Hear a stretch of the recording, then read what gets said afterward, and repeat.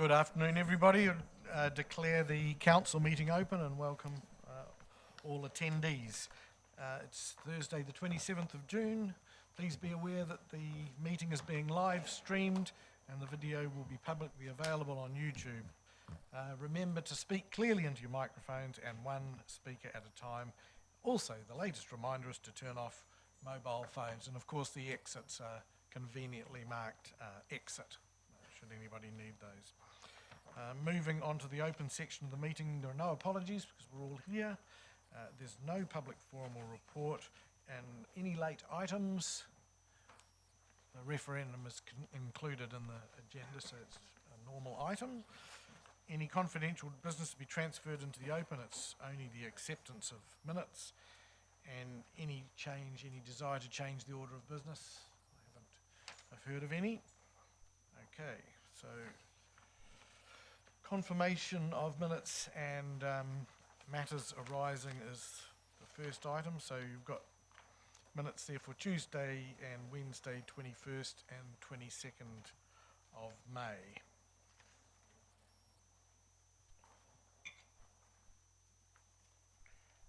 Any queries on that before I ask for a mover and a seconder? Yeah. Councillor Brown. Just on page 13 of the agenda, and as the continuation on the Tuesday at 2:10 of the meeting, we've got the members present, but Councillor Mason actually entered the meeting about 15 minutes later. Normally we have them at the top anyway, so I'm just thinking if someone's going to ask for the record of how many councillors attended how many meetings, if they were there actually in attendance, I would have thought it would be the place for him to be included. I know it's splitting hairs, but we're coming up to a tough time and just want to make sure everything's correct. Thank you. Okay, that's fine. And it does state it as you pointed out. Yeah, it's not as obvious. Yeah. Okay. So, somebody care to move those minutes for those 2 days? Moved by Councillor Malloy, seconded by Councillor Clout. Excellent seconding too, by the way. Any discussion? Yeah, Councillor Brown. Thank you. And a question through you, Mr. Chair, to probably Gareth Wallace. One of the follow-up items on page 14, we did start the concept of the community audits. Can we just get a brief update of whether there's been any work in progress in that area, if there's any further progress, please? So that's page 14, and that's the community audit conversation. Through the chair, yep, we have made some progress, so we come back out to yourself to provide some direction in terms of the vision for what you were hoping to achieve from the community audits. The money's been put aside in the annual plan, and there's a little working group together to try and turn those words into an actual structure in terms of how we'll roll the thing out. And I'll just ask if someone can just shut the back doors because people coming and going, and it might be a bit of noise. So still says open, so anybody can come in, but just to avoid other meetings that are going on in the area. Thanks. Okay, so I'll put that, all those in favour say aye. Against, so that's carried. Now, going on to the first item, I just will draw your attention that DC 151, you've got a replacement resolution just with a few changes there as well. Any declarations of conflict of interest? No. Okay, so go on to DC 149.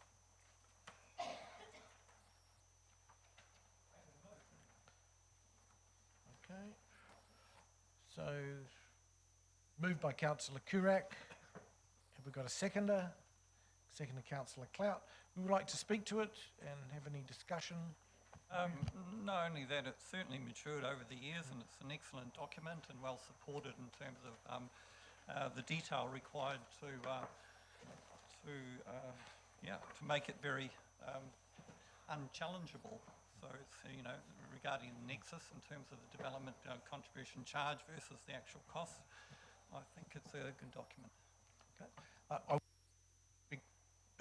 I will allow councillors to ask questions, of course, of it, and there might be some corrections to Councillor Brown before I go for the second to speak. Yeah, Councillor Brown? Just a query. In point 4 in the report, it says there have been no changes to the content of the policy in response to submissions. But in 7, it said there are some changes compared to the draft which was consulted on.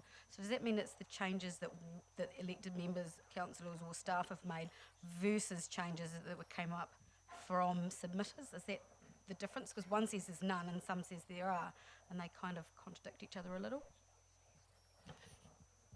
Oh, sorry, so I guess by content what I mean is a lot of the words and the policy and the rules and things like that. There have been some changes to the schedules which reflect capital expenditure budgets. So any internal financial submissions have been adapted, and then the fees and policies. So by content, I guess it's meaning there's no change to the rules or any of the words in there other than fees and charges.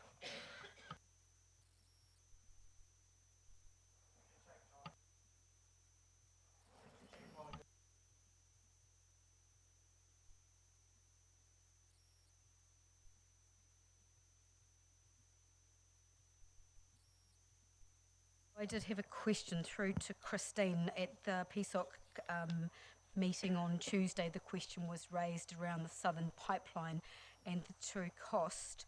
In the report on page 117, it says 107, and throughout the DCs there is a figure quoted. So just checking that the 107 million that's been quoted is that figure that we were looking for, which is it the project cost, is it the whole cost?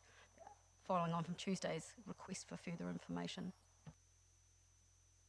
Yes, that is the current known capital cost. I think there are a few little minor bits and bobs that are still going through. So that is the project cost, and the request from the other meeting was also what is the funding sources for that. And I think I indicated there's a range of development contributions. So we'll bring back a report that deals with what are the sources of funding, and is there any under collection of DCs for the level at which the DC has been set in prior years, based on the estimate rather than now what is the current known actual cost. Another question is probably through to Anna. Throughout the report, we've talked about the ASB arena at Bay Park. I know it was ASB at the time, but presumably that will be through the document amended to Trustpower Arena, or does it stay at Bay Park because that was what the original name was? I don't think there's any hard and fast rules. It probably hasn't been updated just because it is a recent change, but I'm happy to update that.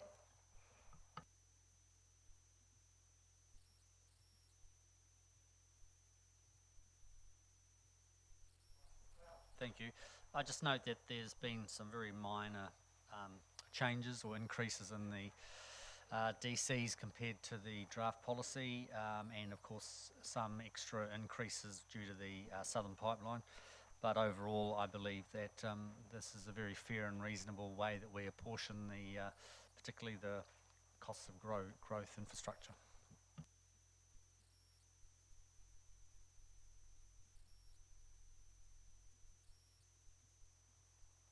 Yeah, on the topic of development contributions, I think the fairness of development contributions, or the argument for the fairness of development contributions would be a lot stronger if we didn't have the situation whereby the ratepayer picks up a shortfall but has to give back any overclaim. I mean, I don't think at the moment that development contributions, and I appreciate we're not in control of the rules, but I don't think at the moment development contributions are fair, and I think there are significant costs to development, aka growth, that, if you like, we can't even put into the calculation, but are effectively borne by the ratepayers of the city, who are often, if you like, pay the price of growth. So I just want to, I suppose, put on record that it's a system that we use. We don't control it, but I don't believe it's as fair as it should be. I think our current DC shortfall is in the order of $40 million, and that's effectively, a burden for the ratepayer. And there are significant other costs, as I say, that are effectively operational. We can't capitalise them, we can't turn them into, we can't collect back for them, but do relate to this idea of growth. It's a conversation I don't believe our city's ever really had. We will frequently debate the merits of extravagant museums, but we won't debate the merits of growth and the apportionment of the costs and benefits. And maybe it's a it's a microcosm of the larger New Zealand situation. But for the record, it's the system we've got, but I don't think it's that fair.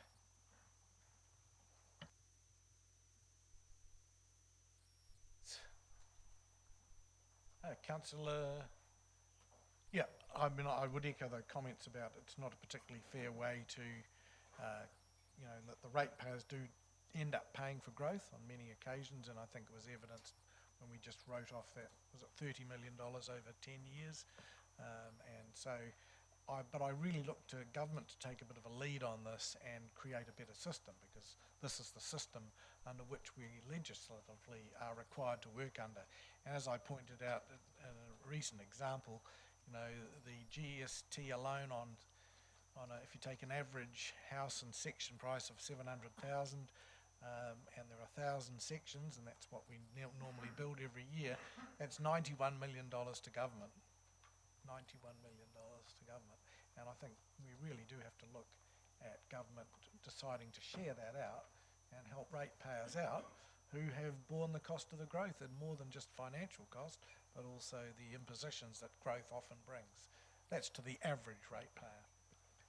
That's Councillor Kurak, right or reply. I share the Mayor's wishful thinking. And I agree with Councillor Robertson too, but I think given what we've got and the rules that we operate under, or required to operate under, it's a good document. The only thing that I have always had an issue with is collecting at two stages. I would like it all to be collected at the earlier stage, in terms of cash flow, etc., the other advantages at the 218 stage, along with the local contributions. I prefer that local and citywide were combined, but that's a debate that we often have, and I don't get too far with. So I'm happy with being the mover. Okay, so been moved and seconded. I'll put that all in favour, say aye. Against, so that's carried. Then moving on to DC 150, page 233, which is the annual plan, the adoption report. Thanks, Anna. Paul. Thank you, Mr. Chair. So the adoption of the annual plan, this paper reflects the decisions made by Council through the deliberations process. Also just refer to paragraph 5, which shows the key changes from the draft annual plan, and paragraph 8, which shows the adjustments that have occurred following deliberations effectively. Importantly, with no impact on the overall rating number, which is still consistent with the 3.9% average residential plus the 0.4 for glass. So I'll take any questions. Paul, reference is made here to, in paragraph 12, about the downtown Tauranga proposal. Could you give us some idea of what assessment of the methods Council may be able to provide funding supports, or where that potentially might come from? Through the Chair, what we would look at in the first instance is any, reallocating any funding throughout the year. So it would be either through the rating structure, whether it be general rate or economic development rate. In the event that that wasn't able to be funded, we would bring an option back, which potentially could look to fund it over a period of time and effectively, debt funded in the short term, but then pay that back over a short period of time.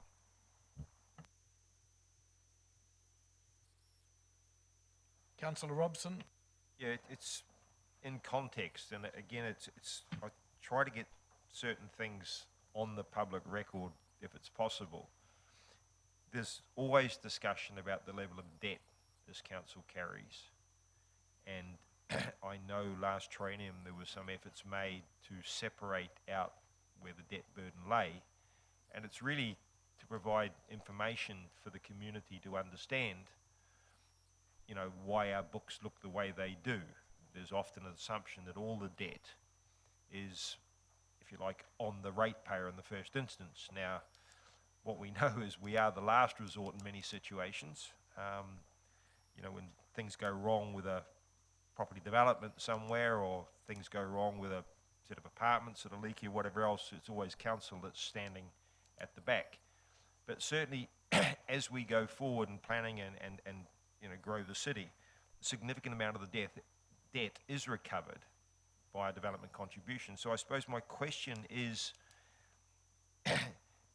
for the record, what percentage of the debt that we're currently showing in the AP for 1920 is effectively being financed by the ratepayer?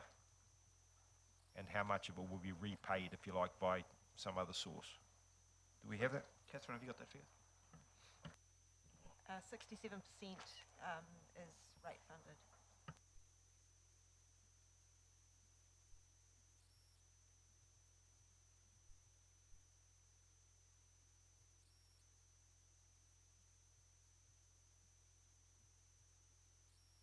I think you just have a number of questions and perhaps some adjustments as well. Yep. On page 237 of the report, and under F, we talk about at the PSOC committee that we agreed to an additional budget of $1 million for Cullen Park, but also on page 258 of the agenda, we don't refer to that as being historic DCs, and I think that contextualises where that funding has come from. So, while it's that's our report in the agenda, but actually within the annual report itself, it should say on page 16 of the annual report or 258 of the agenda under Cullen Park that $1 million is coming out of historic DCs. So, providing that is a correct comment, can we have that adjusted in the annual plan report, please? Second question in the annual plan report itself, page 243. On the third paragraph, we talk about variations to the LTP and the only significant ones have to be dealt with via an amendment. And then it says that this is an extensive process, but I don't understand the relevance of including that comment in that context because there were no significant changes to this year's, to the LTP. So do we have to say, I don't understand why that comment is in there around amendments to LTPs when it's not even relevant? Through the chair, I think that just provides some context in terms of where the annual plan fits in those scenarios where we do have amendments to LTPs. It's just marking a difference between where we'd follow an annual plan process and LTP process. I don't think it's set in stone that we have to have that in there. It just provides some information for the reader. So supplementary, my comments would be that we should also follow it with saying that, however, this year there were no significant changes or something to that effect, because it's kind of an open-ended comment that doesn't put context to the fact that this isn't an LTPA. I think it's quite confusing, but they're open for discussion. Check, Councillor Robertson, related to this. Yeah, thank you. Yeah, it's an interesting point, and the point is significant to whom? For the record, what was the LTP rate rise for 1920? And what is the rate rise now? So 7.5 versus 3.9. And for many people in the city, that would actually be a significant change. Yet we didn't go through the process, as far as I remember, of doing an LTPA. So it does come back to the issue of what the word significant means, who judges it, what the quantum is, and there is a debate to be had around that. I refer to earlier comments I've made in this chamber with regard to DC 88, where we passed a report by Max Peterson through our own significance policy and decided that issues with budgeting, planning, management and culture and various other things were not significant. There is a sort of set of processes that uses words that in normal conversation with the people who are the residents of the city, they would struggle to understand how halving a rates rise isn't significant.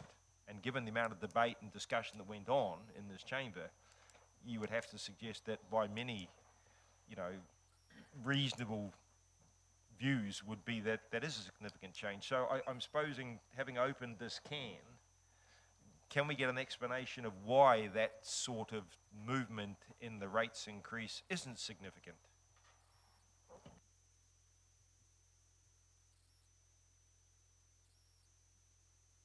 The Chair, that number is significant, which was why it was included in the consultation document. The reason the non-triggering of an LTPA is that the criteria in that is quite specific around a significant change in level of service, which did not occur actually through the annual plan process.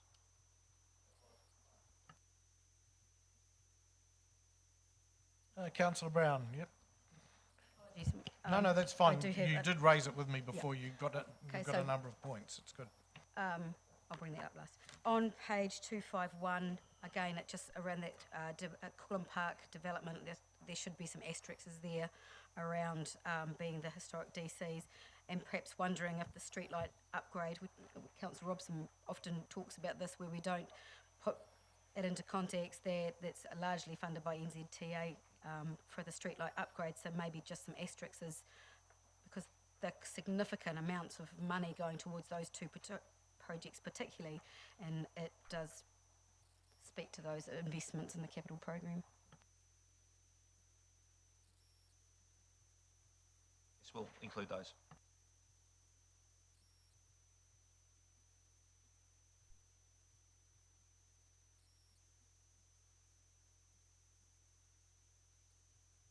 You're going to do user fees and charges separately.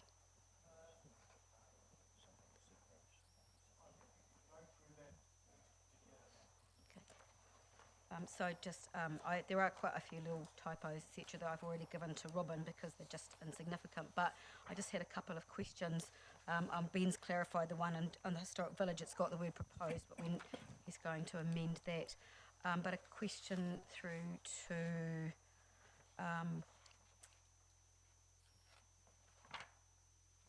Barbara around regulation monitoring, which is on page 379 of the agenda. And we're talking around regulation monitoring and other expenses in the recovery of signage. So signs seized that in contravention of a bylaw is $127. Just like to clarify, and I'm not being political, but want to know if that actually applies to election signs as well. Notice that Barbara's not here, but someone else may be able to answer that. It's a $127 fine. Can't answer that at the moment, but we can get back to you before you put your signs up.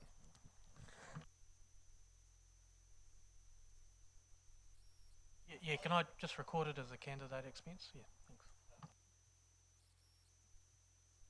So to parks, under user fees and charges, parks and recreation on page 372, we've got our sports fields and our cost for sports fields, $230 a day for events on parks, and that's for commercial ticket price less than $50. Does that mean that even if the event is free, they still pay $230 per day? It doesn't mention free events, and we have a large number of community events in our parks and fields that are actually free community events. So that's page 372 of the agenda. Through the chair, I'll need to check. It's another, oh no, I can bring that up. I can just, if it's something that just is in the wrong place in the user fees and charges, should I just see Anna? Yep, okay.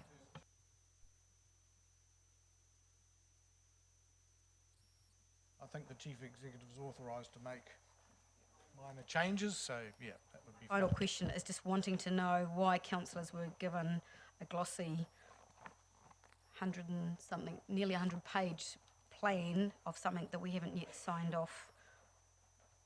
Just, we're talking about trying to be sustainable and reducing waste and reducing costs. Just wondering why we got these. Also looks like we've predetermined the outcome yet. As councillors, we haven't signed this off yet.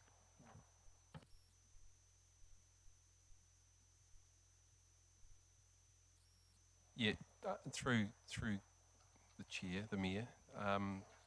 It's my understanding that this was created in-house, and it's also my understanding that most councillors use hard copy as opposed to electronic, which is something that we would be very keen to change in the new triennium. And in saying that, though, it probably should have had draft annual plan on it, just because essentially it is a draft up until such stage as it's adopted.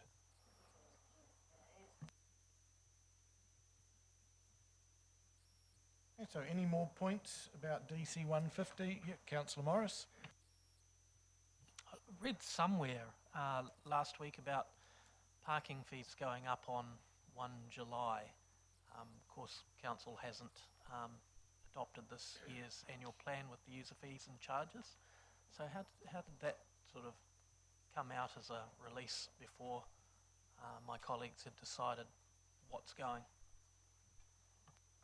I don't know, but I am undertaking to understand how that happened and report back to council.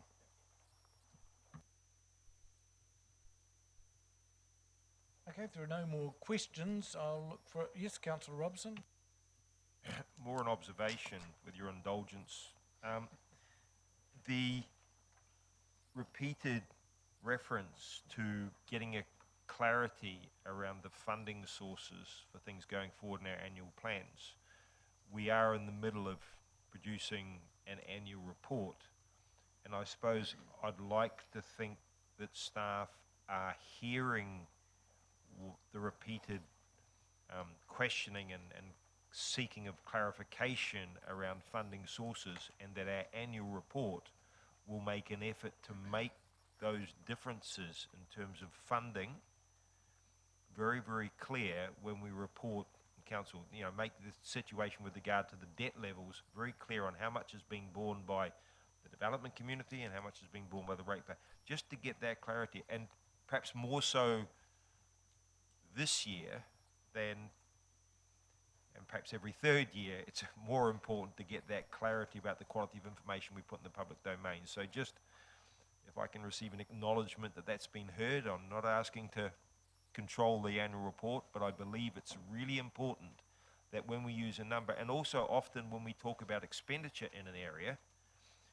as has been pointed out by my colleague Councillor Ian Brown, we're inconsistent in whether we talk about the gross spend or the rate spend, or, and I'd just like to see some consistency, or at least whenever we use a number, that it's clarified what the source construction is. And we have an annual report coming up, so it's a chance for us to, I think, improve that. I don't want to have a debate in the community about a number that's actually misunderstood. Through the chair, yes. Both financing and funding will be disclosed at a higher level in the annual report. It will come to council through August in terms of some of the disclosures, particularly the disclosures that are over and above the Local Government Act and Accounting Standard requirement, so that elected members can see what that will look like prior to the final annual report being adopted in September.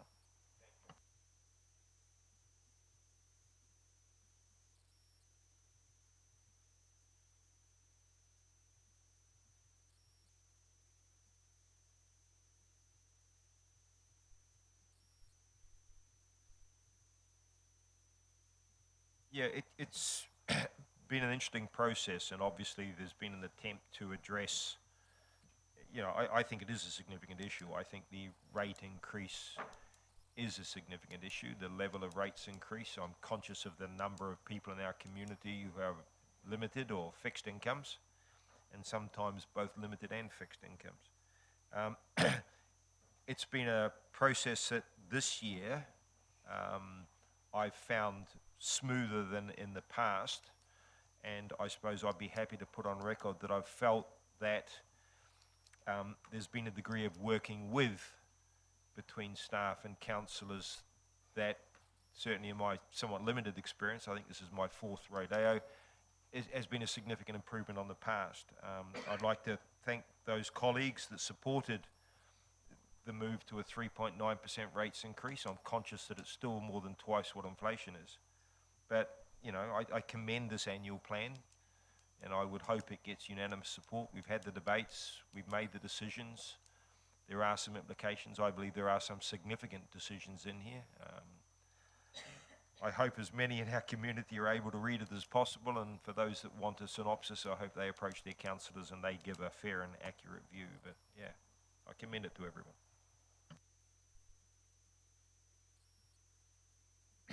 Yes, we are heading in the right direction in terms of getting rates closer to CPI. particularly given what was in the 10-year plan, what was forecast, and what we're delivering this year. And I think a lot does go to the can be due to the by-election and the new member here. And particularly, I think Councillor Robson's comment about being a very smooth process and staff certainly accommodating the desire to keep the rate down. And particularly, I'd like to thank the Chief Executive without prompt, offering up to tweak the budget to meet our targets. So, yeah, thank you for that. Thank you. Other speakers? Right of reply if you want one. Oh, Councillor Malloy, just in time.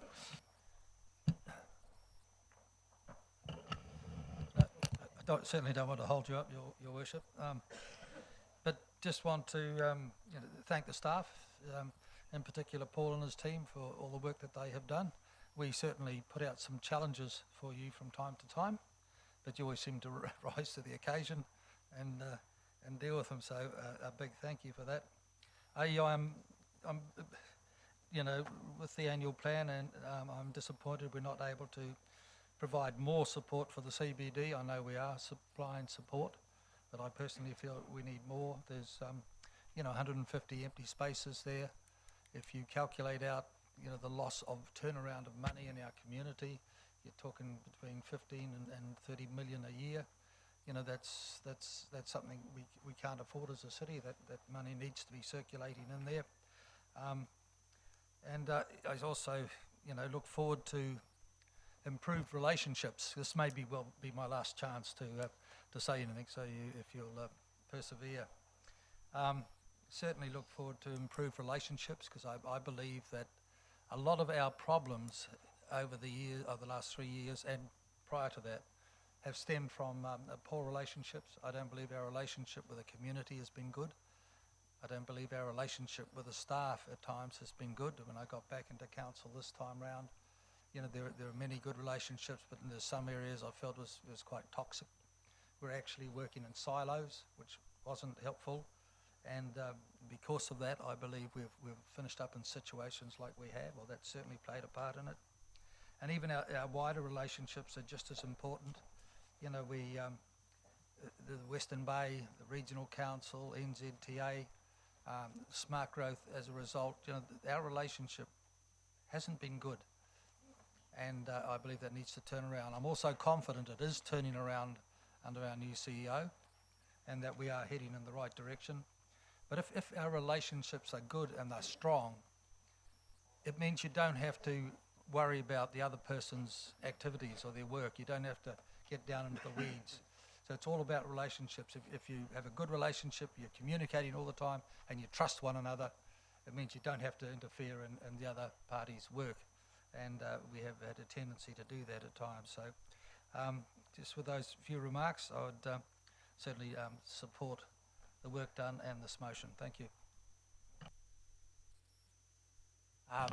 Thank you. I've just been told by my co-driver over here to be kind and to be constructive and to be brief. But thank you, Councillor Malloy, for your statements there. I mean, I've enjoyed sitting around the table with Councillor Malloy, and not a lot of people realise he's actually twice my age. And it's true that You said you'd be kind. no, I. But it is, his perspective has been important to me in my decision making. So thank you, Councillor Malloy. Look, just in terms of the annual plan here, I have to say, Your Worship, I have seen a number of candidates out there who are promising everything to everybody and saying yes to every group that approaches them. And I acknowledge there's a candidate in the back of the chamber there, Rangi Marie, who I think might be confused because Peter Williams was calling her Rangi Marie, but it's Rangi Marie. And if candidates could actually just look at this is your cheat sheet, and also the annual report that is coming as well, and actually look at the numbers, and when you're making promises and saying yes to every group out there under the sun, just look at this and tell people honestly how much your vision is going to cost. Because too often we find out what the actual figure is after the election. And people don't get a say then, they get a say before the election. So if people would just be upfront, look at the numbers here, look at the numbers in the annual report, and use some of those numbers in debate from time to time, I think it would raise the level. And I think a very true and wise statement was said recently that a vision without a budget is a broken promise. Councillor Brown? Not bad. So just briefly, while we're largely about Three Waters and transport and everyone focuses on 3.9%, it's really nice to see through our annual plan process that we've been able to implement some of the initiatives that the community have come in and asked us for, like the Arataki pump track and the Water Safety New Zealand around the implementing the water safety strategy, around the welcoming communities, which is a large growing area for us. Around working with the Sustainable Business Network and the Cricket Club and other organisations and groups and people that came and presented to us and asked us to do things for them. And I look forward to next iteration of hopefully the community audits, which is what it was labelled by our Chief Executive, and working with the community services team to develop a platform so the community can come to us in a really simple, not intimidating way and saying, I'd really like to see this happen in my neighbourhood or in my community or for this group or this organisation, and not have to go through quite a daunting process of submitting to the annual plan and coming in and speaking, and just being able to make it a really simple way where we can work with the community in the places where it really affects them the most. We're not talking the pocket, we're talking about the community where they live, and I look forward to that developing. Councillor Mason and Councillor Stewart. I think whilst this is all very well to talk about the money and the budget and all the rest of it, I think one of the issues that we have in our community is the wider community looks to the City Council for leadership. And what we tend to do is we only say, this is the only leadership, is that it's all about numbers. If, for example, we want a new museum or any other infrastructure for that matter, and we feel around this table that we can't afford it, and vote that way, why don't we say that we think it's a great idea, but we can't afford it, and invite the community to come forward with proposals? But we don't do that. And that's where I think that we have a tremendous lack of leadership. We don't do that because we want to control everything. And it's all about us. I think we need to widen our perspective and to have a new paradigm to say what we can and can't afford through ratepayer funding, but there is a wider community who is prepared to pay for different things. And that would radically change the way that we approach our annual plan and our long-term plan and our leadership of the city.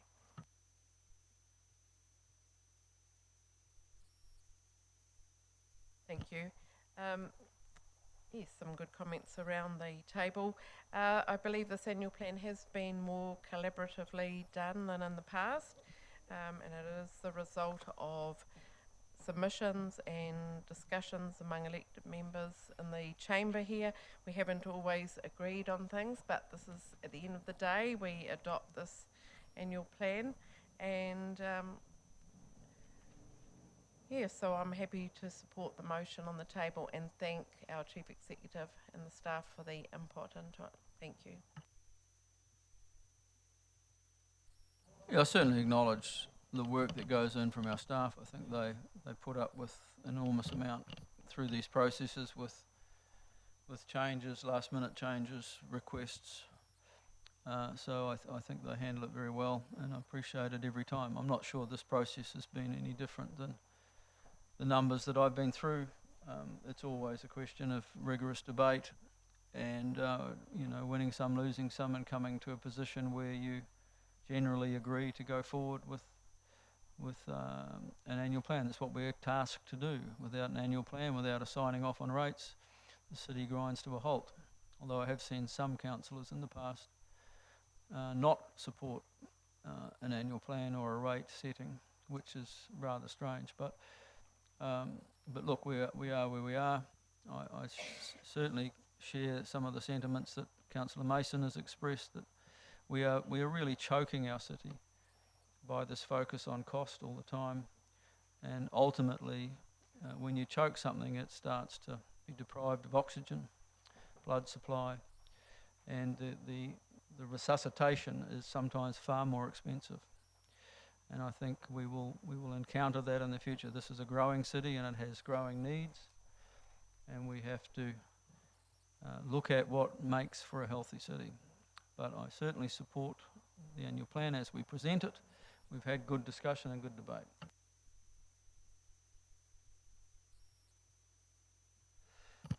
Thank you very much. Look, like every annual plan process, it is a process of compromise, and as Councillor Baldock said, you win some projects, you lose some, but at the end of the day, 11 people around this table have come to an agreement. I think it's ended up being a reasonable in terms of the rates increase.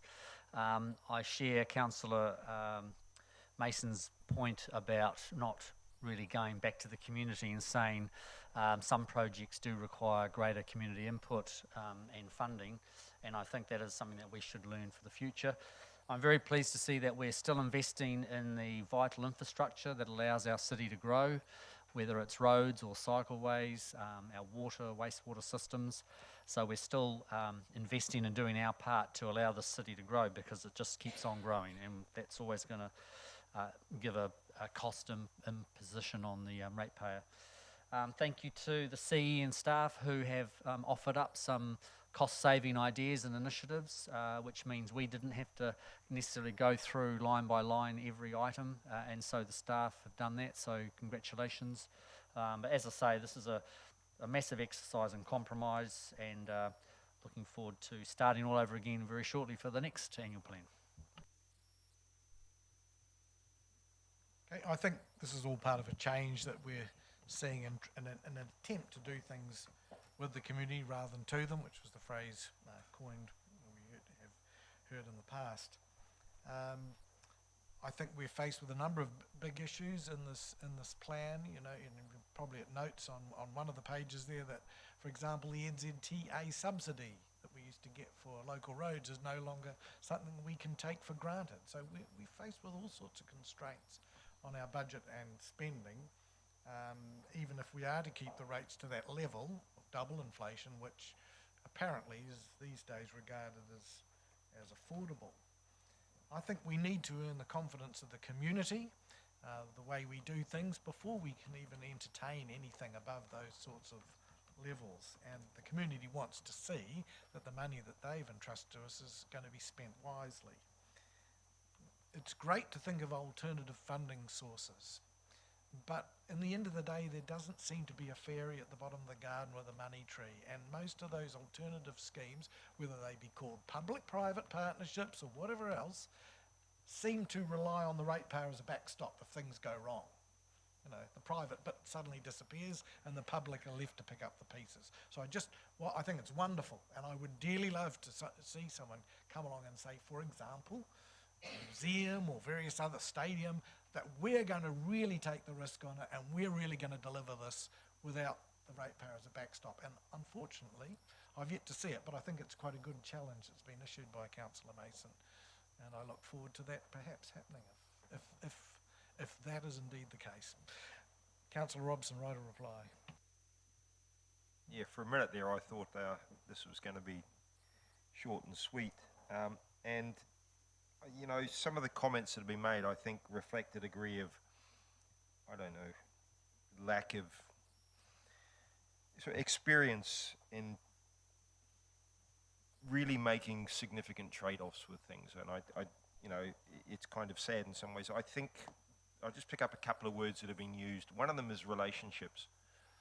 And I think there have been times in my time in this city, which is now, I think, coming up 16 years at the end of this year since I first arrived, where sometimes the politicians seem to put collegiality above consequence. In other words, they're too busy trying to keep their personal relationships good because they fail to separate personal from political, from professional properly.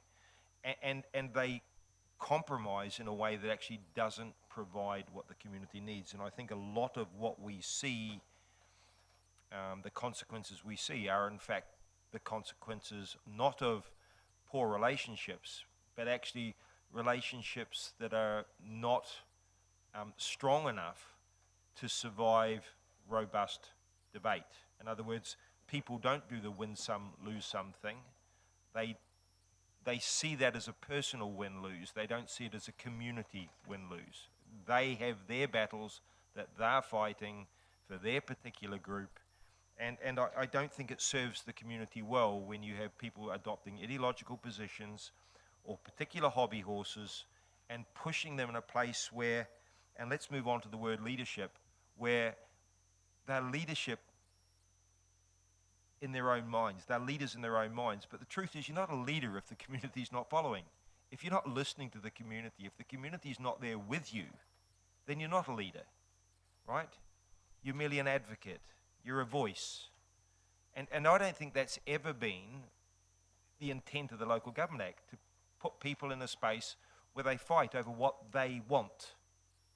And they're prepared to trade off a win for a loss. That's not what our role is. Our role, as I understand it, is to provide for the citizens of the city.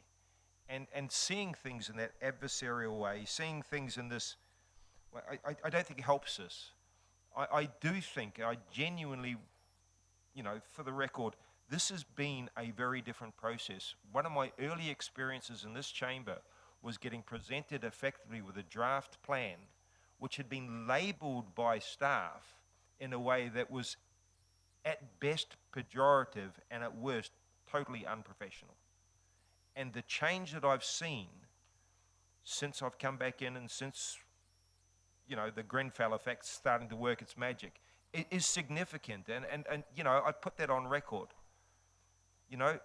It's amazing what people changing the way they frame things does to how an organization performs. It saddens me sometimes that we hear these words used in a way that sort of hides more fundamental discussions. The one discussion I'd love to see in the city, and I haven't seen it since my arrival, is when are we going to debate where growth sits in terms of our vision, how the benefits of growth are shared, and how the costs of it are duly apportioned. Because at the moment, I don't think we've got the scale right, and I don't think we've got the balance right. But I've never seen a debate amongst our leaders on this. It's like they're scared to take it on.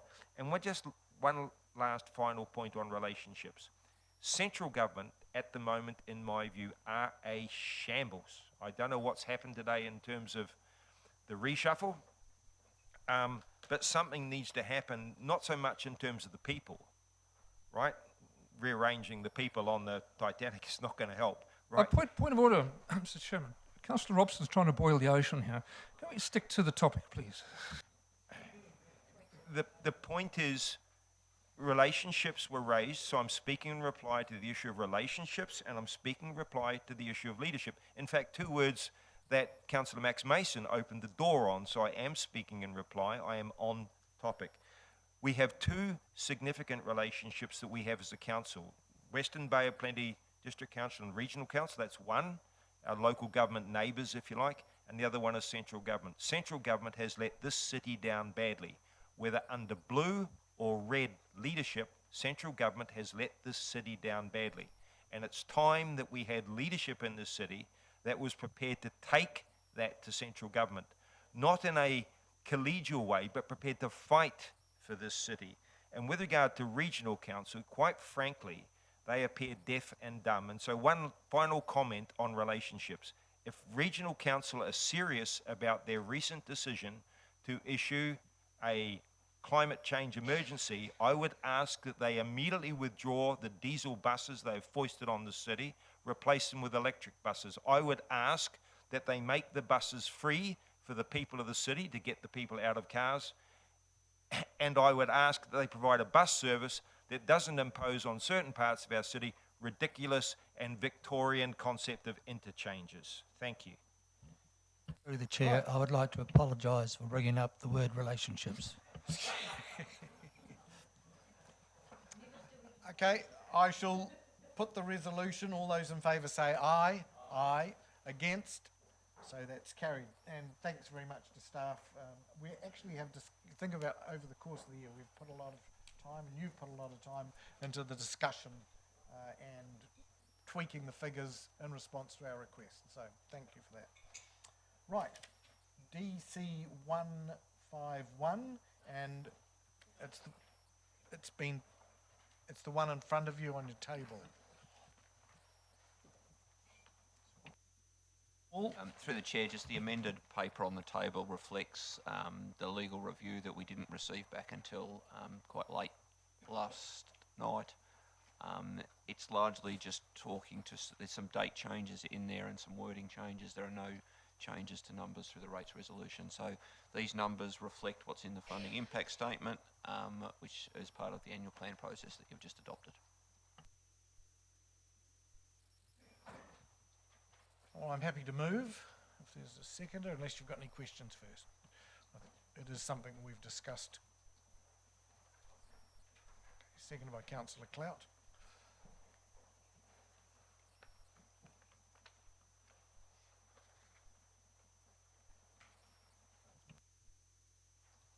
Have you got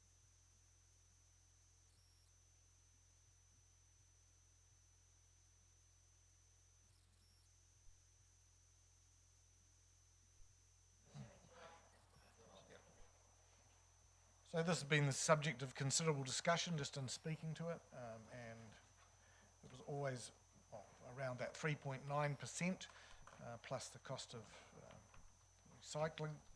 I think that, I know there were some people that would have preferred that council was perhaps more bold, I guess is perhaps the term they used, but I felt that from my own point of view that the 3.9 was about the right level, considering the things we've got in front of us, and that especially at this particular time to go further than that until we've got our ship running correctly was not possible. So that's my statement. Councillor Clout is second. Anybody else want to speak to it? Councillor Brown. At PSOC the other day, we brought up, the subject was brought up of the rates remission, so just reminding people it's a lot of simpler process now to apply for the rates remission online, and hopefully we can do a bit of publicity around that because it is through DIA that we offer that. Hopefully we've made it a lot simpler and a lot less complex and less daunting for those people that can and should apply for it. Thank you. Any other speakers? Okay, so I'll put that. All in favour say aye. Aye. Against? So that's carried. And then to DC 184, the borrowing program, page 399, or Mohan. Thanks, Mohan.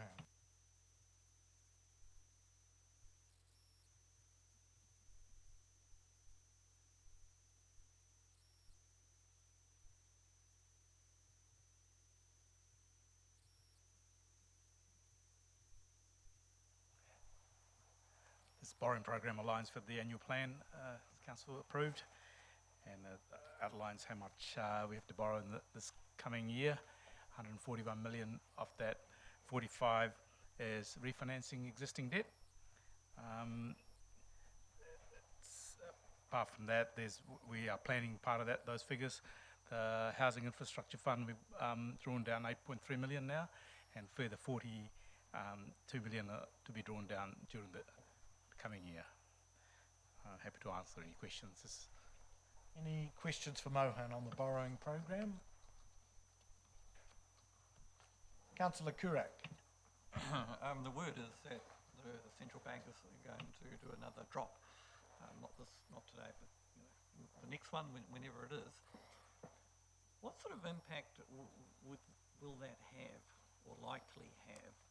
Because what I hear is not going to actually affect the lending rates much. Is that true? And what about money supply? Will that tighten money supply if our rate goes too low?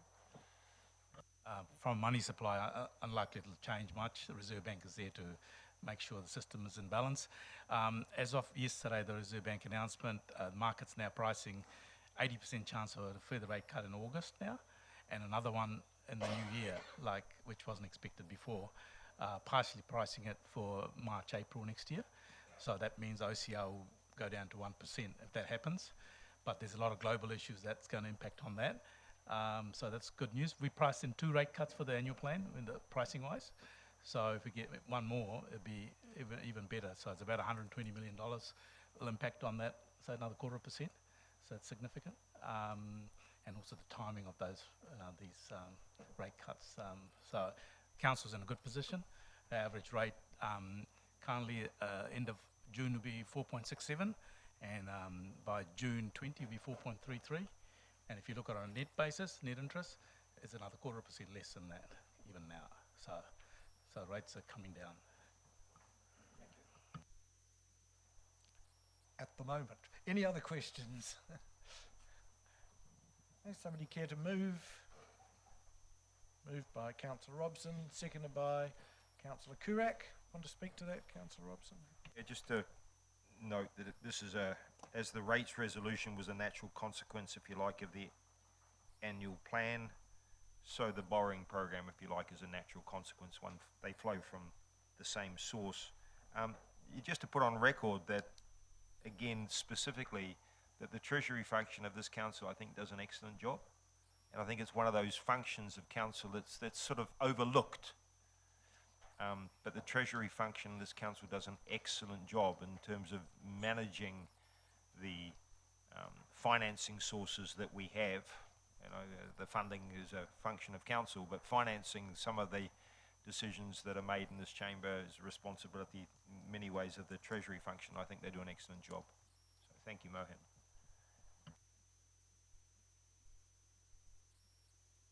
No, not really. Councillor Robson raised earlier the debt level.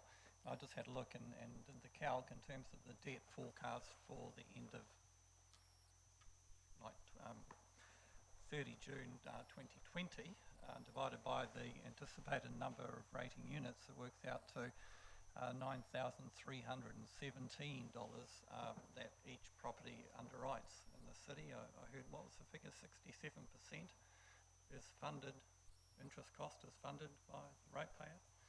So yeah, it just puts it into some context, the level of the debt per property, which is always interesting. It's nice to hear from Mohan in terms of the direction that the rate is moving. And given our infrastructure shortfall nationwide, and the government talks about increasing its borrowing, particularly for roading, because roading at the moment, or transport should I say, not roading, is funded purely out of transportation revenues. I mean, the government needs to actually look at increasing its borrowing to help cover that infrastructure shortfall, and not rely on the ratepayers to do it, which we have, talked about, and it's a nationwide thing, and it shouldn't fall on Tauranga ratepayers. Thank you. It is fortunate that we have low interest rates, and it looks like they will drop a bit more in the next year. However, the new council will still have to be mindful of the snowball effect of debt, and they'll have lots of challenges and prioritisations to do. And I would also like to echo Councillor Robson's comments and thank Mohan, Paul and the team for the excellent work they do. Any other speakers? Councillor Malloy. Just briefly, especially to thank Mohan and his team that over the 13 years that I've sort of been involved on and off, they've delivered a very, very successful result for this community and for the council, so thank you. Right to reply if you okay. So I'll put that motion. All in favour say aye. Against? So that's carried. And then our final item in the open is a notice of motion from Councillor Baldock. So you're going to move that and speak to it, or how do you want to? Yeah, I'm certainly happy to do that. Obviously need someone to second it, but and we did have some informal time of questions earlier, but if there are any other questions that have to be asked first, otherwise I will just simply move it and get on to it. I'd rather you weren't flexible, quite frankly. flexible? I'd Okay. rather we dealt with questions rather than interrupt the debate when it gets going. So Okay, well, any questions any now, and then questions? we'll do the debate. We'll do it that way. Okay, so, yes, one question. Thank you, Mr. Chair. Just through the Chair to Councillor Baldock, just regarding the timing of this, I just wonder why you brought it to the table at this point in time, given it wasn't that long ago when we had the museum discussion. I'll speak to that when I'll address that when I make my speech, if you like. Will Councillor Baldock also cover off the cost of the referendum in that? No, I think we should be familiar with what a referendum has cost, having done one in the LTP and by-election, because it's aligned with an election. But I expect it's somewhere around the 50 to 70,000. I think staff may be able to answer that question rather than myself. It is always cheaper when it's combined with an election.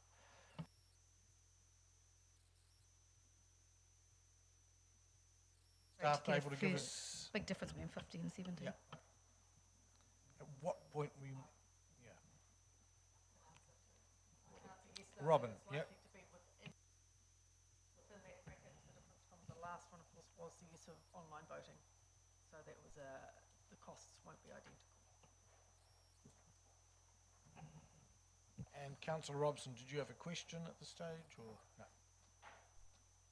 Okay, so I'll invite you to move. Thank and you. I'll second move it. the motion as is in the notice of motion that Council resolves to hold a referendum on the issue of a museum as part of the 2019 local election process, and the wording of the referendum shall be: do you support the Tauranga City Council reintroducing a proposal for further public consultation to establish a museum in the 2021-2031 long-term plan with the rate-funded contribution of not more than 30% of the capital costs, circa 20 million, towards the proposed capital expenditure?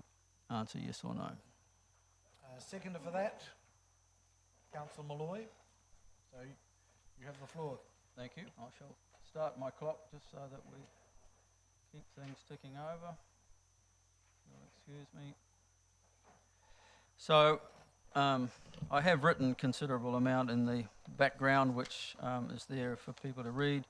I may refer to some of it, but I had an email come in today, which I thought I might read a little bit from, as I think it carries the context of how many people feel in the city. It's from Shane Kennedy, who I believe is a very respected owner-operator of Hot Cruise Travel Services. He says, I'll have to abbreviate it a bit, but I do appreciate your energy and enthusiasm to keep the city moving, keep investing in a better future here. A museum to proudly showcase our heritage and our future, a library and development of a civic centre with conference and other genetic functionality is all essential and exciting and well worth the investment. Past generations have invested and spent their time and effort and money to develop the city.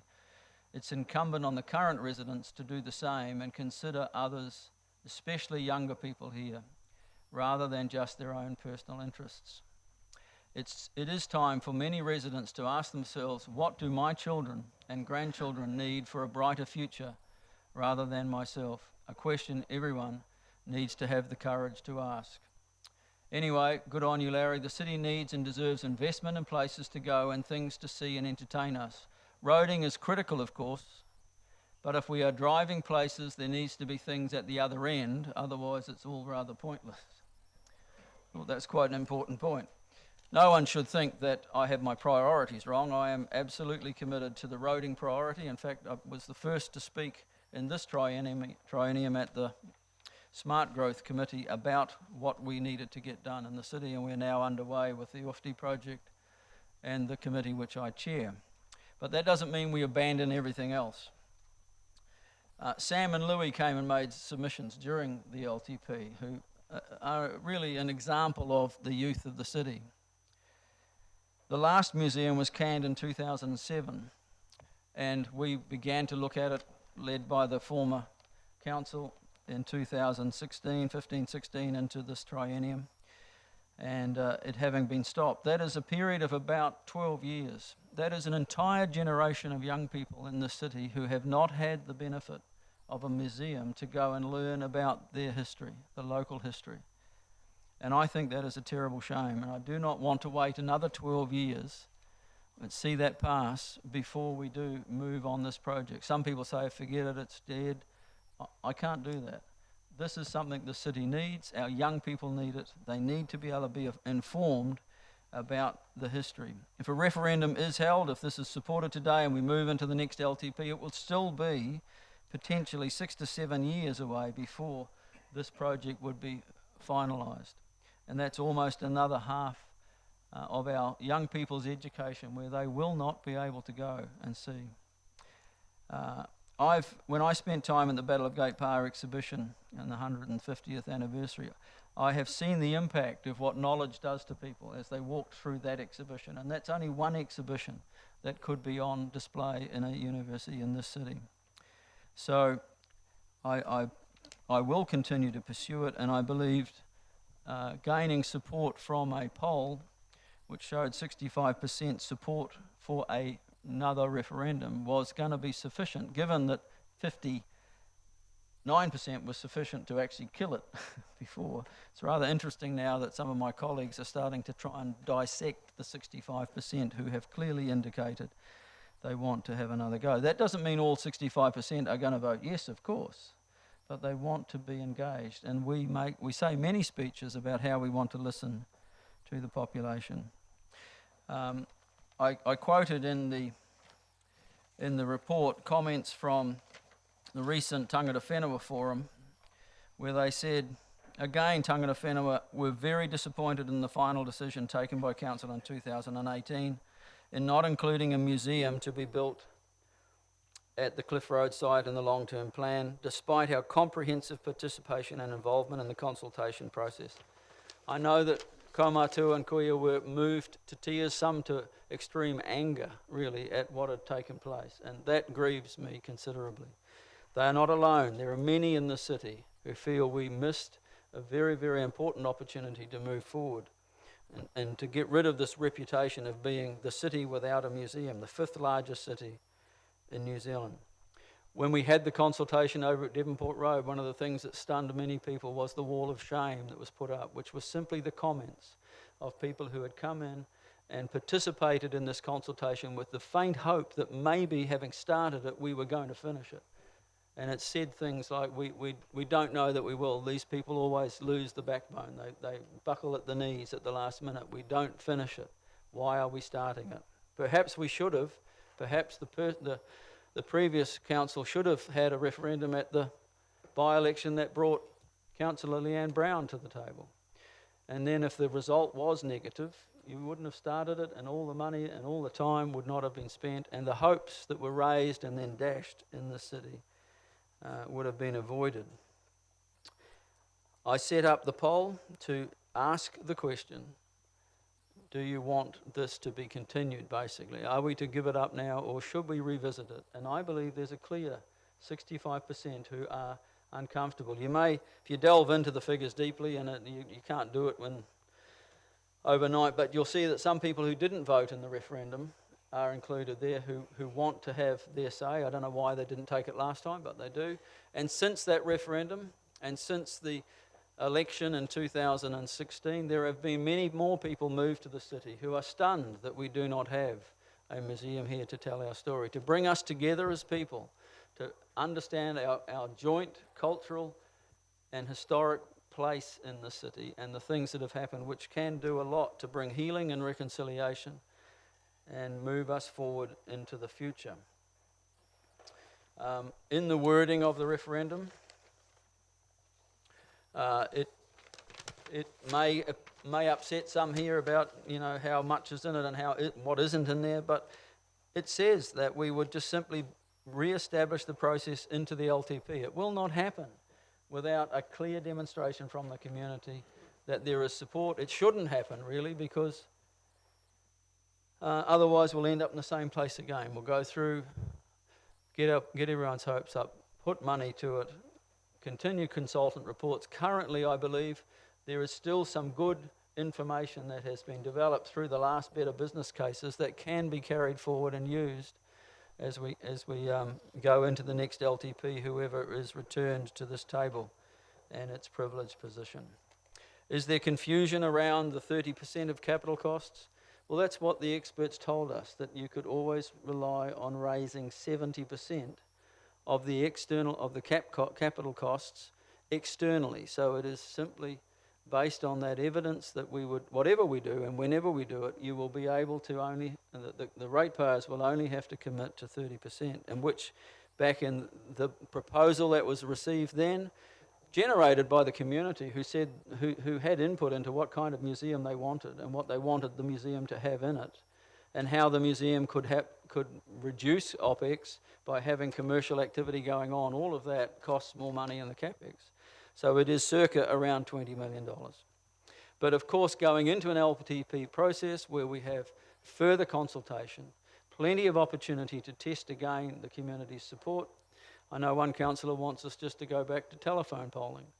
Well, you know, why didn't we have a telephone poll last year? Why have a referendum then? Telephone polls are very useful, but there is nothing as concrete and community-wide as a referendum, and that is why I hope elected members today will have the commitment to our youth, commitment to tangata whenua, commitment to those in the city who have indicated strong support. In the referendum last year, 42% said they wanted us to carry on. We would build nothing in the city if we had to get 50% in a referendum to do so. 42% should never be ignored.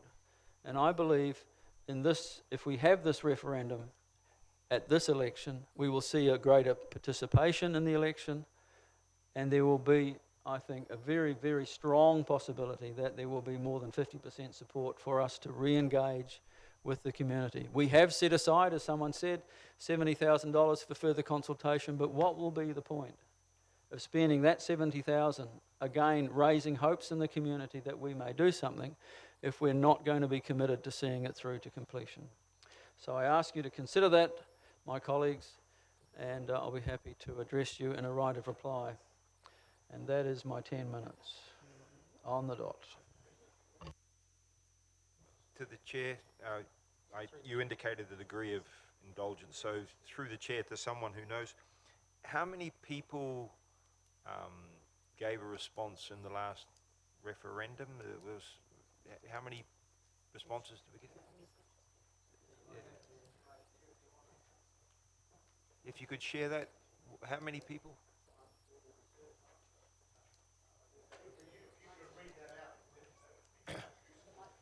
Yeah.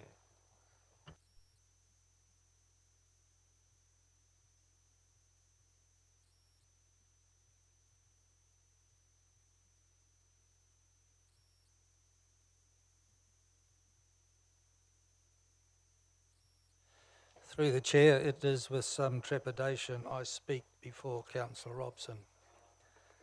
I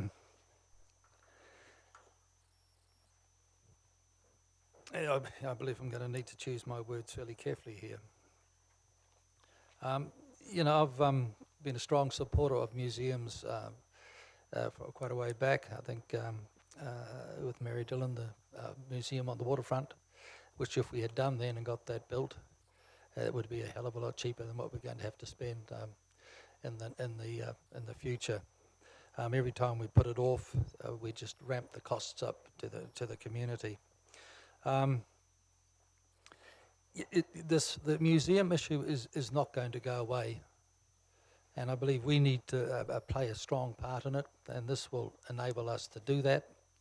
I firmly believe that when we do get a museum now, it's going to have a strong component of community leadership and support in terms of funds, but we do need to lead. We need to take that position. Now, I believe when I was on council first, and I got a yellow card, there was specifically around the museum and some other The second time, it was pretty much the same, and I'm concerned that I'm heading for a trifecta.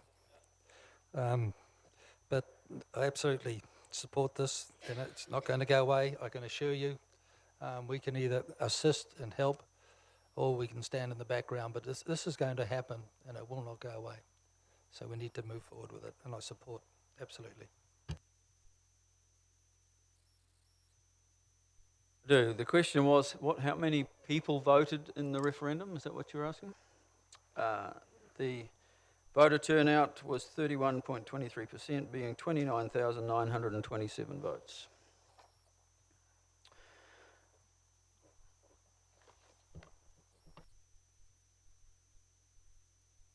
So Leclerc, Stewart and Morris at the moment. Mr. Chair, mine's a question. Okay, question then, yeah. Through the chair to Councillor Baldock, I didn't really get an answer to my question about the timing, and my concern is that we've got elections coming up and this topic will be raised and discussed, so why spend around $50,000 when it's going to be a topic coming up in a very short time? Well, my own perspective is that it is always cheaper to hold them at an election. We usually only have elections every 3 years. Secondly, whilst it may be discussed at the election, the major issues are likely to be roading, land supply, housing affordability. By having a referendum, it gives everyone a clear indication of where elected members sit and candidates sit, because it will be asked. I mean, they will hear your votes today, and will know where you stand on it. So I thought it was an opportune time to do so. Thank you. Thank you, Councillor Baldock, for raising this. I'm absolutely pro-museum, I'll put that on the record, and I'm certainly not ignoring the 42% that said they would be keen to have one in the last referendum, and I believe that figure is growing as time goes on. However, I think the process of having a referendum associated with this election is just the wrong timing. I'm also concerned about the cost. If $20 million contribution is 30% of the museum cost, that equates to a museum cost of $67 million, which I think is even worse than the previous $55 million that was bandied about last time. I do believe that we could get a very accurate assessment of the community's interest in museum by having a very scientific poll with a very large sample, but it would be considerably cheaper than a referendum, and that's something I do note the irony though, because I'm the person that proposed the previous referendum, so I understand that. I think it is too close to the previous referendum we had just last year. It's going to be non-binding anyway, and so I think that's a fact that we need to take into consideration in any referendum. Has been mentioned that we have committed funds to enable a community-led development proposal for a museum, and I think we need to go through that process, and I think it'll yield a lot more of a positive result. And finally, I do think there are plenty of other topics which are possibly more worthy of a referendum, and significant topics. So, for example, the possible changing to our ward structure from 3 wards at the moment to increase 7 or 8. And secondly, another possible referendum topic could be potential amalgamation with the Western Bay Plenty District Council. Thank you.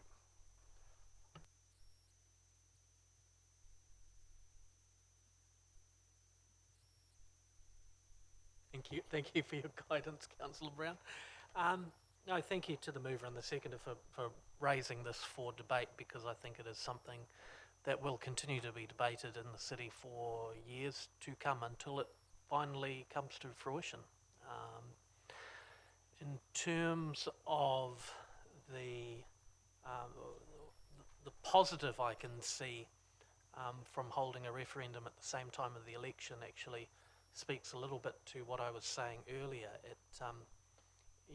So far I've heard some very nice but vague rhetoric in terms of candidates for election, and if there was a museum referendum in the ballot, it would actually force them to take a budgetary position for once, which would be really, really nice. And so even though it's a very, very small part of the overall global council budget, you could actually see and cost somebody's, or a portion of somebody's vision, which would be nice. So that's a positive. On the negative side of things, Councillor Cloud has referred to the referendum which was held how many months ago, Councillor Robson? You were elected in that.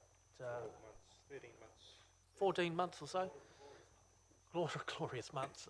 So it wasn't that long ago, and I think there was a clear steer from the community in that referendum. Also, and I thank Councillor Baldock for providing a couple of questions and answers in terms of the poll. A majority of people in that poll do not want, most people said yes. They do not want, no, hang on. Most people don't want the museum in the poll, and I think that also speaks and gives further weight to not embarking on this course of action at this time. You know, a cynic, not that I'm a cynic, a cynic would say, look, you know, when the museum was in the budget, you know, we can't, you know, the mover and the seconder voted against a referendum to pull it out of the budget. And now that it's not in the budget, they're voting to put it into you know, potentially put it into a future budget. But I don't actually agree with that cynical point of view, because I do hear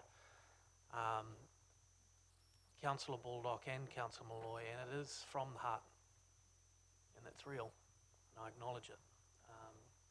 It's too easy to be cynical these days, and I think, you know, I do honour you for your courage in bringing it here.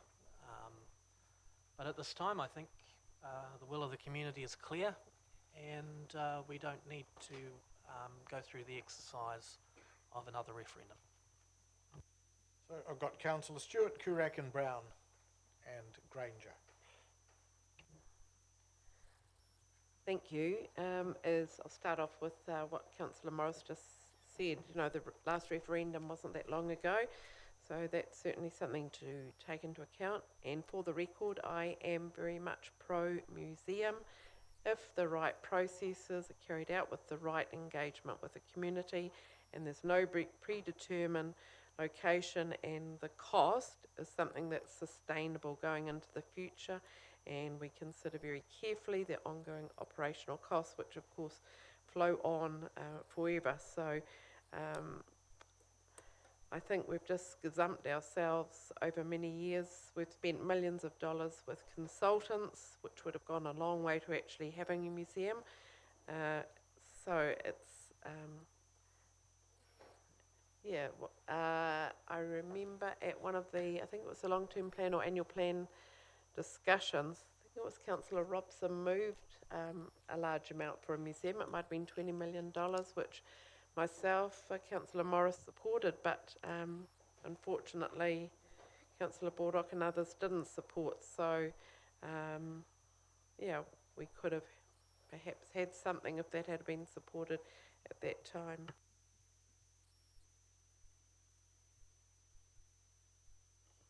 I too admire Councillor Baldock and Councillor Malloy and your passion and tenacity to raise it again. But I too can't support it, fundamentally because the result of the referendum, even if it was positive, doesn't guarantee delivery of a museum, because of the council of the day having to make a decision. As is pointed out, it won't be binding. So the council of the day, looking at the budgets, the balance sheet, etc., will prioritise its spending. And we know where that'll head. We know the situation with government and its ability to fund, and we're looking at being the backstop for that. And so the decision at that time, after, say, potentially, hypothetically, if you get a positive result in terms of the referenda, the result in terms of council decision making, I'm anticipating won't deliver it. The real poll or the real referendum out there is the election of the council. And anyone advocating for a museum, that's the platform you should use. And people will ask you about where are your priorities, and that's where the difficulty will lie. That's why I don't think it's that useful at this time. I remember Councillor Faulkner used to say, you know, you ask people, do you want a Ferrari? And they say, yes. Do you want to pay for it? Oh, no, thank you. And that's where it is. It's around priority. They won't want to pay for it. They would rather use that money for more important spending and more important assets. I don't think anyone is against the museum. It's all about our heritage. It's special, and we will have a museum at some stage, but it's not ready at the moment in terms of the budget priorities. So that's where I sit. And look forward to the election and the candidates that do strongly advocate for delivering a museum. And I wish you all the best with that process. Thank you. I'm personally quite conflicted here because I've got my personal view versus the community view versus the budget and the priorities. So it's a bit of a quandary. There's quite a few problems though. The first problem I think is going to be the fact that New Zealand Post have removed 90% of their post boxes from around New Zealand and they only deliver twice a week. So I don't think that we're going to see any increase in our voter turnout despite probably the will. I think it'll be less. The fact that we're the 5th largest city without a museum, I don't think that is a problem. We're the 5th largest city that has Bay Oval and a great speedway and a busy port. We have cruise ships, we have tidal stairs, we have great beaches, we've got a historic village, we've got 2 great new shopping centres, we've got farmers coming, Quest. We are our own beast, and we are probably, I think we're the 5th largest city with more than a museum. The council shouldn't be involved, in my view. I think that was part of the problem. If we could establish a community group, then I think we would get more traction. 30% capex cost is still a $66 million museum. So what's changed? That was part of the problem last time. So my view, it was that museum for that much, at that location, at that time, was the problem. I acknowledge the fact there are a lot of councillors that are keen to see this happen, and that we have our youth that are keen to see it happen, particularly local iwi who want to see their taonga treasures all put into, you know, a heritage centre or a museum. And there are the groups like Taonga Tauranga put all their energy into trying to support this. But I think that patience is part of the solution. I think priorities is part of the solution. So perhaps the LTP 2434 will be part of the solution. Still conflicted, but leaning towards a no.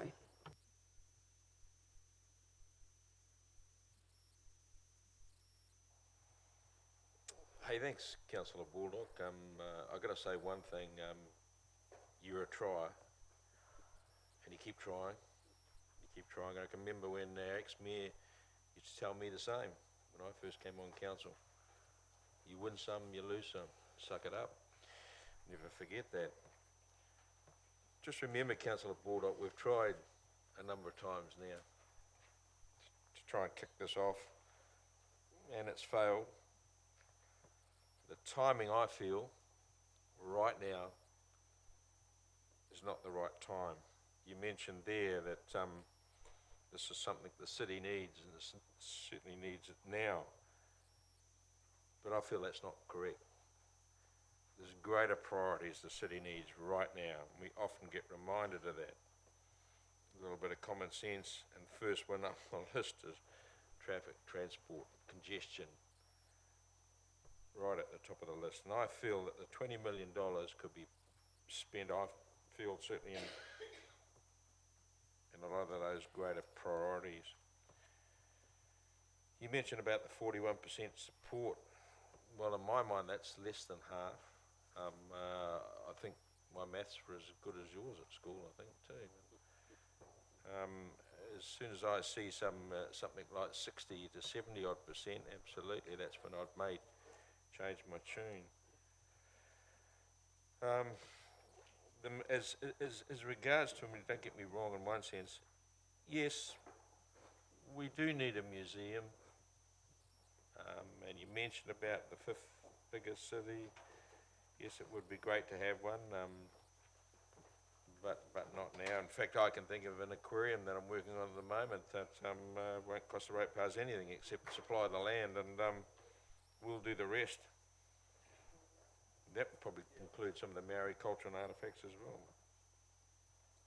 So all in all, Councillor Baldock, nice try, but no, I'm not supporting it. Okay, so from my point of view, Councillor Baldock did make what appeared to be a wise statement. There's nothing as concrete and community-wide as a referendum, but there's perhaps an unsaid corollary to that, unless, of course, it doesn't go the way you'd hoped, in which case you want to do it again, and that's a natural thing.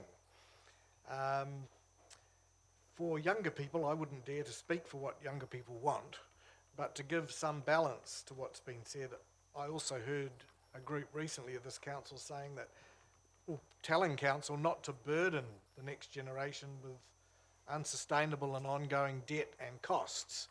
And of course, although the survey undertaken by Courier talked about if the cost of the contribution was limited to under $20 million, I'm sure that didn't include the ongoing operational costs, which, you know, I mean, just if I remember correctly, the last time it was around $5-6 million, less, of course, anything that people chose to pay.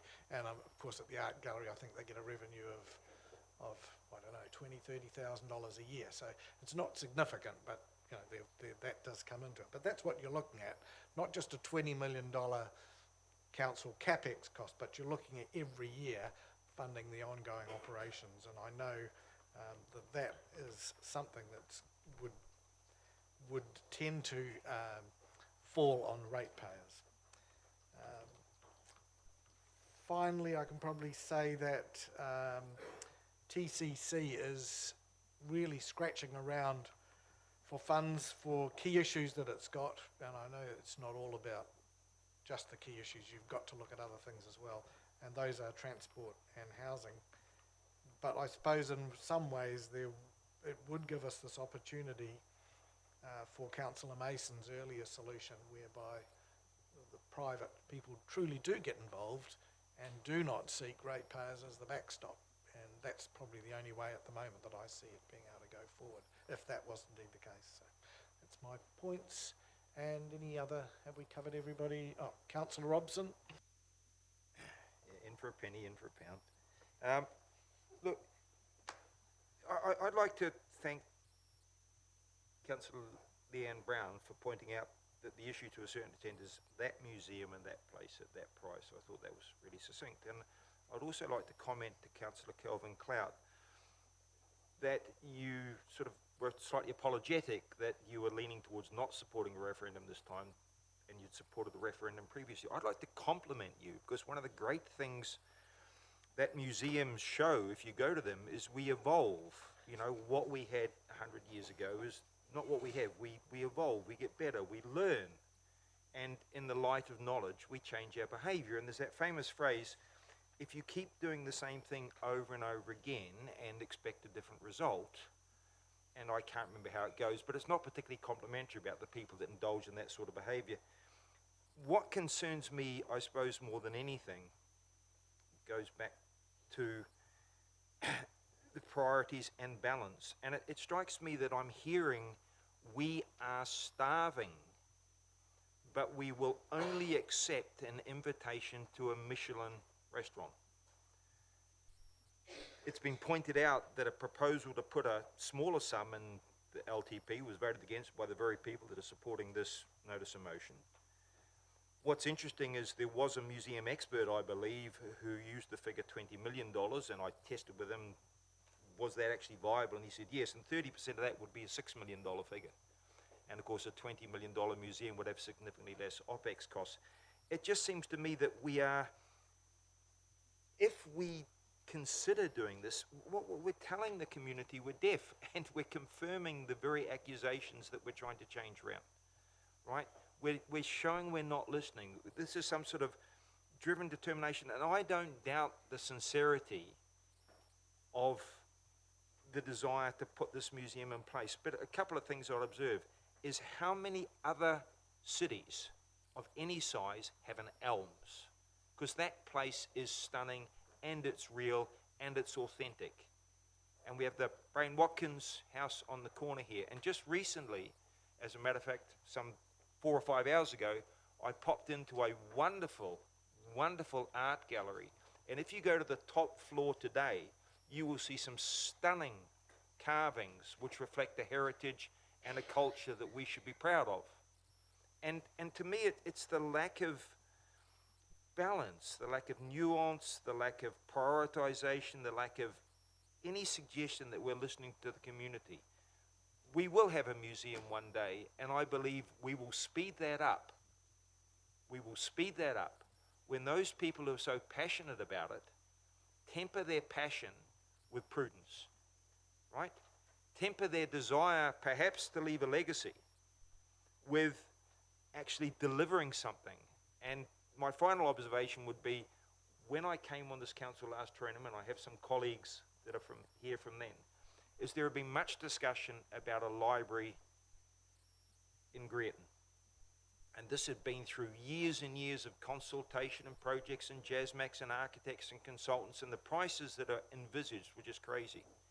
And some of us who had rejected the desire for certain pressure groups to commit to building what they wanted, came into council, looked at the amount of DCs that were available, looked at what we could do practically, and within the triennium, moved a motion that we would deliver a library on budget, on time, and the mayor of that triennium, perhaps one of the last things he ever did as a mayor, opened that library within the space of 3 years.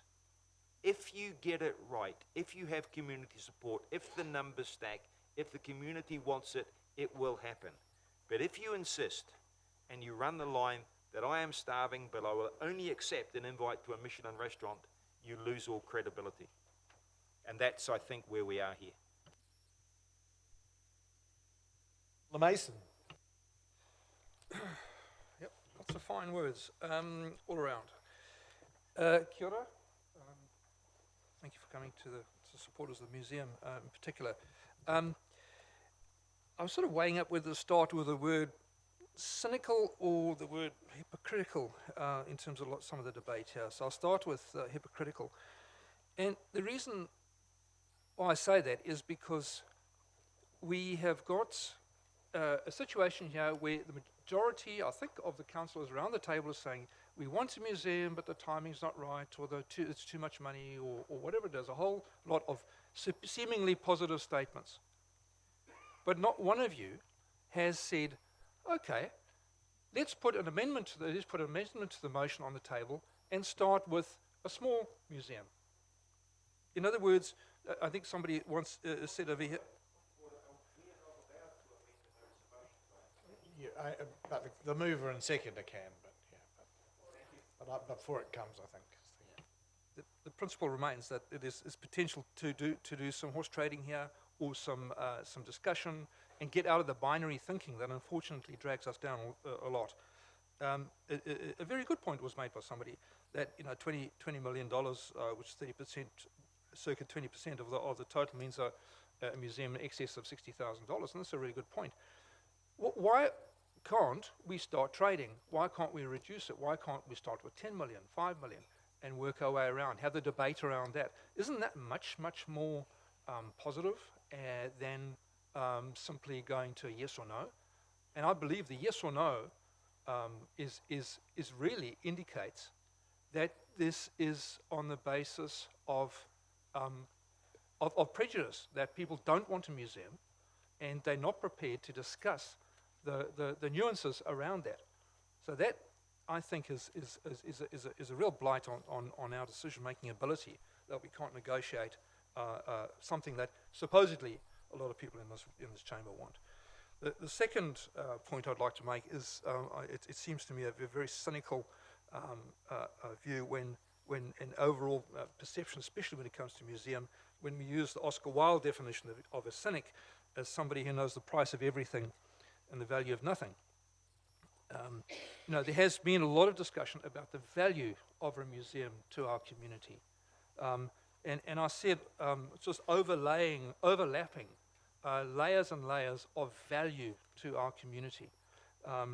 If you drive to Wellington and you or just about every little town you go through, there's a yellow sign pointing to a museum. They've all got them. I'm not saying we need to do things necessarily because other people do, but if human beings are clustered together, have consistently got some particular social institution. It's there for a reason, and we should acknowledge that and understand that. You know, there are so many people in Tauranga who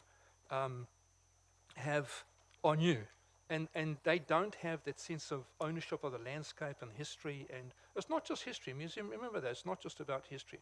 It's about the actual, the ecology, the natural history, the social history, the culture. All of those different aspects make up a museum. It's so much more to it than just history. And I think a lot of people in Tauranga, and I hope my Māori attendees will forgive me if I use this in the wrong sense or pronounce it wrong, but there's not as great a sense of tūranga waiwai in Tauranga because most people haven't been born here. I don't know if it's most people, but a lot of people haven't been born here. They're new. They bring the memories of the landscape and the culture and the people from other places. And so having a museum will bring them closer to their new place where they live, their home, the place that they belong. So that is of immense importance, I believe. Looking at more economic aspects, one of the reasons why international tourists are quite low in numbers for Tauranga is because they don't have visitor attractions that interest them, and in particular culture and local stories and Māori culture in particular. So those are it is yet that additional benefit of having a museum. The city centre, goodness me, the city centre needs rejuvenation, and a museum would create a tremendous amount of additional people coming in. It supports an international hotel, supports the art gallery, supports a whole lot of different things that we need in the city centre.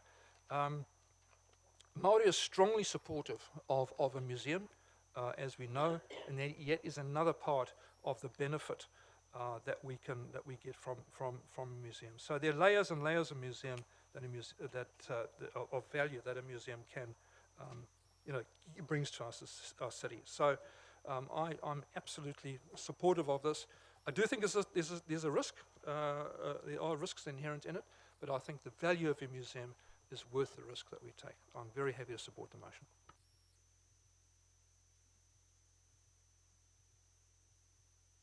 Thank you, Councillor Mason and Councillor Malloy. You were always the most wise around the table, I think. Everybody wants a museum. It reminds me of an old song. Everybody wants to go to heaven, but nobody wants to die. It's just too easy to say you want a museum. I heard it in the LTP debate. Oh, we want a museum, but we're going to vote against it. Calvin, when you say it's an irony that you initiated the museum then and now you think it's not a good idea, it's not an irony, it's a hypocrisy, truly. You caused enormous damage by that idea back then, throwing it into the middle of a by-election and allowing some people to capitalise on it to get re-elected. Councillor Robson, we have the Elms, it's a beautiful thing. We have Bain, Watkins, beautiful, but it is European history. Does that not register with you? But Bain Watkins, sorry. Brain Watkins. Does it not register with you that these are only recent things? We do not have a place that demonstrates history back 700 years. And the beginning of our partnership together with Tangata Whenua and European history, there is just the European side of that in the Elms. No, you can't ask a question. I'm speaking. Point of order. Did the councillor want a response to the question he directed to me personally? No, or was I don't. It rhetoric? No, I don't. Thank you. You're not listening. I do applaud and I do recognise what Councillor Leanne Brown said, that we have a long list of great things in the city. All of them took leadership to build. We didn't have a referendum on any of them that I can recall. That is how thank you, Councillor Morris. All of them take leadership. And the kind of thing we talk around here about leadership is just not leadership at all. We spend more time finding reasons not to do things than actually in doing things. Things that have made the city good took leadership in the past, although there are people sitting around here that voted against most of what has been done in the last 10, 15, 18 years. and yet now is very much appreciated. It's included in that list that Councillor Brown gave out. Councillor Granger, if you will shut up about the aquarium, I might take your word seriously, but you won't. And you won't shut up about 15th Ave, because it's your passion. But there are people in the city that are just as passionate about a museum, and you cannot silence them by saying that what you think is important is more important than what they think. We've all said here we should be listening to the people. Well, as far as I read it, 65% said they would like a referendum to revisit this question. I'm here to provide that for them. It is your decision if you don't want to listen to that. Leadership is needed. You made very clear, Councillor Robson, earlier, that leadership is all about leading people, looking behind and seeing if anybody is following you.